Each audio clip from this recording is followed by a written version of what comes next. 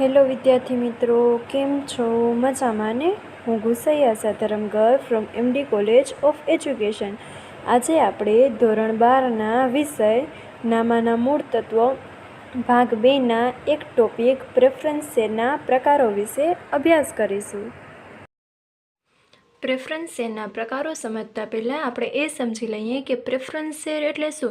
તો preference share એટલે શું કે જ્યારે ડિવિડન્ડ મેળવવાનો પહેલો હક ધરાવે છે ને, એટલે ઇક્વિટી શેર પણ બહાર પાડવામાં આવે છે, પ્રેફરન્સ શેર પણ બહાર પાડવામાં આવે છે.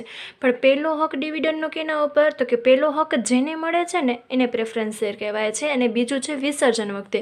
વિસર્જન વખતે શું થાય છે કે લેણદારને નાણાં ચૂકવવામાં આવે છે, લોનના લેણદાર અલગ અલગ બધાને નાણાં ચૂકવવામાં આવે છે અને છેલ્લે શેરના નાણાં ચૂકવવામાં આવે છે.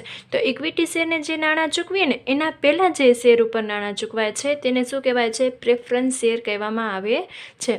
પ્રેફરન્સ શેરના વિવિધ પ્રકારો છે. તેને મુખ્ય 4 પ્રકારમાં વર્ગીકરણ કરી શકાય. ડિવિડન્ડની ચૂકવણીના આધારે, પરત કરવાની શરત મુજબ, નફામાં ભાગના આધારે અને રૂપાંતરની શરતના આધારે. હવે આ 4 છે ને એના બધાના બે પેટા ભાગ પડે છે. હવે આપણે જોઈશું કે ડિવિડન્ડની ચૂકવણીના આધારે કયા 2 પ્રકાર પડે છે. તો કે છે ક્યુમ્યુલેટિવ પ્રેફરન્સ શેર અને નોન ક્યુમ્યુલેટિવ પ્રેફરન્સ શેર. તો ક્યુમ્યુલેટિવ એટલે કે ભેગું થવું. તો શું ભેગું થાય છે? તો કે ડિવિડન્ડ ભેગું થાય છે. એટલે કે જે વર્ષમાં કંપનીને નફો નથી થયો તે વર્ષમાં શું કરશે? એ ડિવિડન્ડ ચૂકવશે નહીં. પણ ચૂકવશે નહીં એનો મતલબ એવો નથી કે ભવિષ્યમાં ક્યારેય નથી ચૂકવવાનું. એનો મતલબ શું છે કે અત્યારે એ અનામત રાખશે, મતલબ કે અત્યારે રાખી મૂકશે. દાખલા તરીકે બીજા વર્ષમાં પણ નફો નથી થતો તો ત્યારે પણ નહીં ચૂકવે, પણ ત્રીજા વર્ષમાં પૂરતા પ્રમાણમાં નફો થાય છે તો શું થશે? ત્રીજા વર્ષનું પણ ડિવિડન્ડ ચૂકવવું પડશે ને આ 2 વર્ષનું ડિવિડન્ડ શું થયું? તો કે ભેગું થઈ ગયું. હવે આ જે ભેગું થયેલું ડિવિડન્ડ છે ને એ સાથે ત્રીજા વર્ષે ચૂકવવામાં આવશે. એટલે 3 વર્ષનું શું થશે કે ભેગું ડિવિડન્ડ ચૂકવવામાં આવશે. એટલે કે ડિવિડન્ડ ભેગું આને કેવા શેર કહેવામાં આવશે? તો કે ક્યુમ્યુલેટિવ પ્રેફરન્સ શેર. બીજા છે નોન ક્યુમ્યુલેટિવ પ્રેફરન્સ શેર. એટલે કે જે વર્ષે નફો થતો નથી ને તે વર્ષે જો ડિવિડન્ડ ન ચૂકવાય ને તો એના પછી ભવિષ્યમાં ક્યારે ચૂકવવામાં જ નથી આવતું. પછી જ્યારે નફો થાય ને તો એ વર્ષે ખાલી એક જ વર્ષનું ડિવિડન્ડ ચૂકવવામાં આવશે. પછી ડિવિડન્ડ ભેગું થતું જતું નથી એટલે એને કહેવાશે નોન ક્યુમ્યુલેટિવ પ્રેફરન્સ શેર. એટલે ડિવિડન્ડની ચૂકવણીના આધારે કયા 2 પ્રકાર છે? તો કે એક ક્યુમ્યુલેટિવ પ્રેફરન્સ શેર અને બીજો છે નોન ક્યુમ્યુલેટિવ પ્રેફરન્સ શેર. હવે બીજો પ્રકાર છે પરત કરવાની શરત મુજબ. તો એના કયા 2 પ્રકાર પડે છે? પેટા પ્રકાર રિડીમેબલ પ્રેફરન્સ શેર અને ઇરિડીમેબલ પ્રેફરન્સ શેર. રિડીમેબલ એટલે કે પરત કરવું, એટલે અમુક શરતે કે અમુક સમયે આપણે શેર પરત કરી દેશું એવી શરતે જે પ્રેફરન્સ શેર બહાર પાડવામાં આવે છે એને કયા કહેવાશે? તો કે રિડીમેબલ પ્રેફરન્સ શેર કહેવાશે. ત્યારબાદ શું છે? તો કે ઇરિડીમેબલ પ્રેફરન્સ શેર.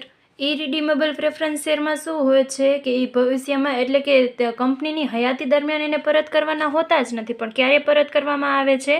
કંપનીના વિસર્જન સમયે એને પરત કરવામાં આવે છે. તો એને કહેવાય ઇરિડીમેબલ પ્રેફરન્સ શેર. પણ હમણાં જે આપણો કંપની ધારો 2013 નવો આવ્યો ને એમાં ઇરિડીમેબલ પ્રેફરન્સ શેર બહાર પાડવાની છૂટ આપવામાં જ નથી આવી. એટલે કે કોઈ પણ કંપની ઇરિડીમેબલ પ્રેફરન્સ શેર બહાર પાડી શકતી નથી. આમ પરત કરવાની શરત મુજબ એના કયા પ્રકાર છે? તો કે રિડીમેબલ પ્રેફરન્સ શેર અને ઇરિડીમેબલ પ્રેફરન્સ શેર. ત્યારબાદનો ત્રીજો પ્રકાર છે નફામાં ભાગના આધારે. નફામાં ભાગના આધારે કયા 2 પેટા પ્રકાર પડે છે? તો કે પાર્ટિસિપેટિંગ પ્રેફરન્સ શેર અને નોન પાર્ટિસિપેટિંગ પ્રેફરન્સ શેર. હવે પાર્ટિસિપેટિંગ એટલે કયું? તો પાર્ટિસિપેટિંગ એટલે કે ભેગો ભાગ હોવો. તો કેનામાં ભાગ હોય છે? તો કે નફામાં હોય છે, વધારાના ડિવિડન્ડ મેળવવામાં હોય છે.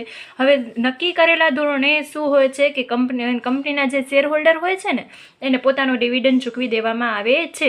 પણ જો ત્યારબાદ પણ બધું વહેંચણી કર્યા બાદ 1 વર્ષના નફામાંથી જો નફો વધે છે ને તો એ નફામાંથી પણ આ પ્રેફરન્સ શેર હોલ્ડર શું કરે છે? એને ભાગ મેળવવાનો હક હોય છે. અને જ્યારે વિસર્જન થાય છે ત્યારે બધી મૂડી એટલે કે પ્રેફરન્સ શેર અને ઇક્વિટી શેરને મૂડીમાંથી હિસ્સો ક્યારે મળશે? જો એની રકમ મતલબ કે નફામાંથી કાંઈ પણ ભાગ બચ્યો હશે તો ઇક્વિટી શેર હોલ્ડરને ચૂકવાશે. હવે ઇક્વિટી શેર હોલ્ડરને પોતાની રકમ ચૂકવ્યા પછી પણ જો મૂડીમાં વધારો બચે છે ને એટલે કે નફો બચે છે ને, તો એમાં પણ પ્રમાણસર ભાગ મેળવવાનો જે હક હોય છે ને એને પાર્ટિસિપેટિંગ પ્રેફરન્સ શેર કહેવામાં આવે છે. અને નોન પાર્ટિસિપેટિંગ પ્રેફરન્સ શેર એટલે શું?